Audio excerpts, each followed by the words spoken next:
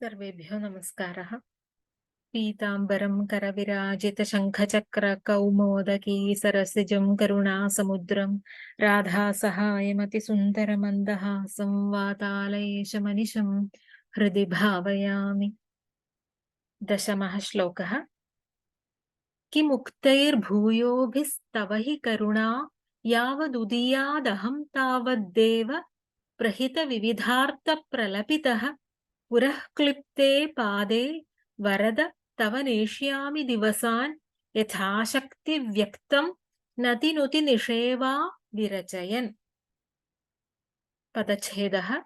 किम् उक्तैः भूयोभिः तव हि करुणा यावत् उदीयात् अहं तावत् देव प्रहितविविधार्थप्रलपितः पुरः क्लिप्ते पादे वरद तव नेष्यामि दिवसान् यथाशक्ति व्यक्तं नतिनुति निषेवाः विरचयन्। अन्वयः।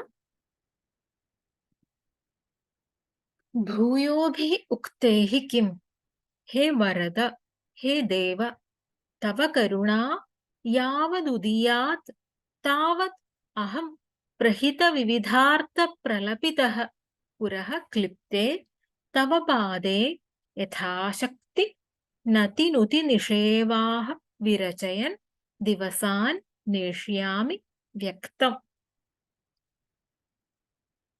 तृतीये दशके रोगशमनार्थं भक्तिवर्धनार्थं च करुणां दर्शय इति नारायणभट्टपादः प्रार्थयते।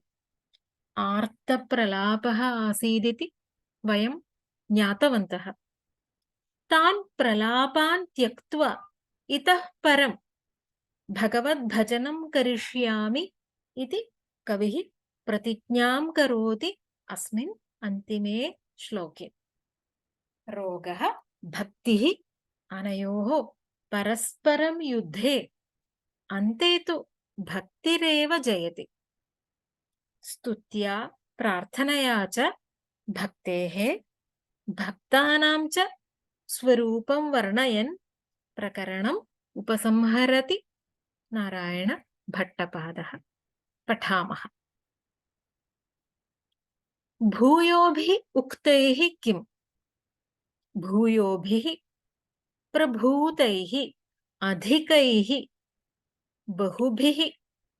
भूयस् शब्दः भूयसा भूयोभ्यां भूयोभिः इति तृतीया विभक्तिरूपाणि। भूयोभिः उक्तैः भाषितैः प्रलापैः किं किं फलं न किञ्चित्। बहुभिः प्रलापैः किमपि प्रयोजनं नास्ति इत्यर्थः। तव भगवतः करुणाभावे मम कवेः प्रलपनैः किमपि प्रयोजनं नास्ति इत्यर्थः। हे वरद, हे भक्ताभीष्ट वरप्रद, हे सर्वाभीष्टप्रद। भगवत्पदयोः नमस्कारादीनां फलवत्तां दर्शयन् कविः सम्बोधनं करोति। हे वरद, वरदः त्वं निश्चयेन माम् अनुगृह्णाति इति कवेः विश्वासम् अत्र सूचयति। वरद इति सम्बोधनम् अस्मिन् दशके एव अनेकवारं वयं दृष्टवन्तः। हे वरद, अग्रे हे देव, भक्तानां हृदयेषु सदा प्रकाशमान उद्योतमान हे देव, तव करुणा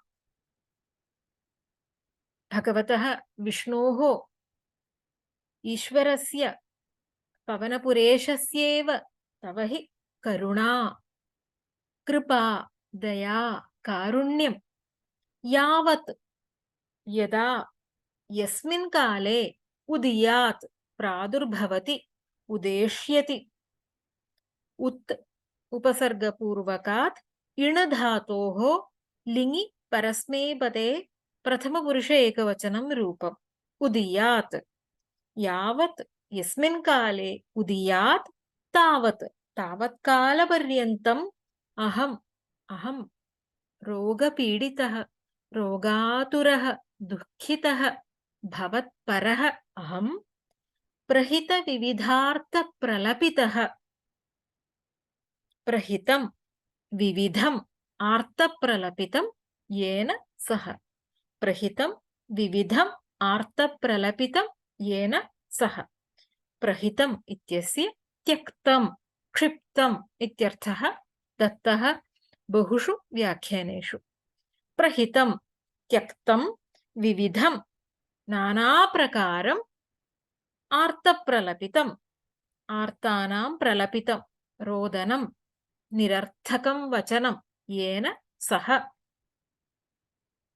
येन विविधम् आर्तप्रलपितं त्यक्तं सः अहं तथा भूतः सन् प्रहितविविधार्थप्रलपितः सन् अहं मम आर्तप्रलापान् त्यजन् इत्यर्थः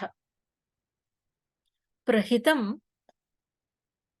वस्तुतः त्यागार्थे चेत् ओहाक् त्यागे इति धातोः भवेत् परन्तु ओहाक् त्यागे इत्यस्य क्तान्तरूपं हीनम् इति भवति न तु हितम् अतः प्रहितम् इत्यत्र प्र उपसर्गपूर्वकात् हि गतौ वृद्धौ च इति धातोः क्ताप्रत्ययः इति केचन आचार्याः वदन्ति प्रहितं प्रवृद्धम् इत्यर्थे तथा चेत् प्रहितम् अथवा प्रवृद्धं विविधम् आर्तप्रलपितं यस्य सः इति विग्रहवाक्यं भवति परन्तु प्रहितम् इत्यस्य त्यक्तम् अथवा क्षिप्तम् इत्यर्थः बहुषु व्याख्यानेषु अथवा अधिकतया दृश्यते अतः तमर्थं स्वीकुर्मः प्रहितविविधार्थप्रलपितः सन् पुरः पुरोभागे पुरस्तात् क्लिप्ते संकल्पे कल्पिते मम पुरः प्रत्यक्षं दृश्यमाने विग्रहसम्बन्धिनि तव पादे पुरः क्लिप्ते तव पादे यथा 92तमे दशके श्लोकः अस्ति हृद्यां सत्त्वैकरूपां दृशति हृदि मृदि क्वापि वा भावयित्वा इति दृशति शिलानिर्मितविग्रहे वा मृण्मयविग्रहे वा मनसि वर्तमाने रूपे वा संकल्पिते क्लिप्ते संकल्पिते तव भगवतः विष्णोः श्रीकृष्णस्य पवनपुरेशस्य पादे श्रीपादे चरणकमलयोः पादयोः रूपं मनसि भवेत् तस्मिन् वा अथवा पुरतः विद्यमाने विग्रहे वा तत्र यथाशक्ति शक्तिम् अनतिक्रम्य रोगातुरः अहं यावत् शक्नोमि तावत् यथाशक्ति नति नुति निषेवाः नतिश्च नुतिश्च निषेवाच ताः नति नुति निषेवाः इतरेतरद्वन्द्वसमासः द्वितीया बहुवचनं रूपम् नतिः नमस्कारः नमनं नम धातुः क्तिन् प्रत्ययः भवति नुतिः स्तुतिः तत्र नु धातुः क्तिन् प्रत्ययान्त शब्दः निषेवा निरन्तरं सेवा इति पूजादयः ताः नतिनुति निषेवाः विरचयन् नतिनुति निषेवाः सादरं रचयन् विशेषेण भक्त्या कुर्वाणः श्रद्धा भक्ति समन्वितं नतिनुति निषेवाः कुर्वन् दिवसान् नेष्यामि अहं दिवसान् नेष्यामि कालयापनं करिष्यामि नेष्यामि इत्यत्र णीञ् धातुः णीञ् प्रापणे इत्यस्मात् लृटि परस्मैपदे उत्तमपुरुष एकवचनं रूपम् दिनानि नेष्यामि व्यक्तं स्पष्टं यावत् आरोग्यं व्यक्तं निश्चिनोमि तावत्। व्यक्तं स्पष्टम् इति। हे देव, हे वरद, अधिकभाषणेन किं प्रयोजनम्? मम प्रलापेन त्वत्कृपा न उदीयात्, किञ्च वृथा कालक्षेपः स्यात्। अतः यथाशक्ति त्वत्सेवां कुर्वन्, त्वत्कृपायाः प्रतीक्षां कुर्वन् दिवसान् नयामि। यदा भगवतः दया सञ्जायते तावत्कालपर्यन्तं प्रलापान् त्यक्त्वा पुरतः प्रत्यक्षं दृश्यमानयोः भगवतः चरणयोः नमस्कारादीन् कुर्वाणः अहं कालयापनं करिष्यामि इति भट्टपादः वदति। भागवतस्य प्रथमे स्कन्धे परीक्षितमहाराजः मृत्युभयनाशनाय भागवतं श्रोतुम् आरब्धवान् इति वयं जानीमः। अत्र नारायणभट्टपादः रोगादिक्लेशनाशनाय भागवतकथाकीर्तनम् आरब्धवान्। भक्ताः चतुर्विधाः इति गीतायां भगवान् वदति खलु।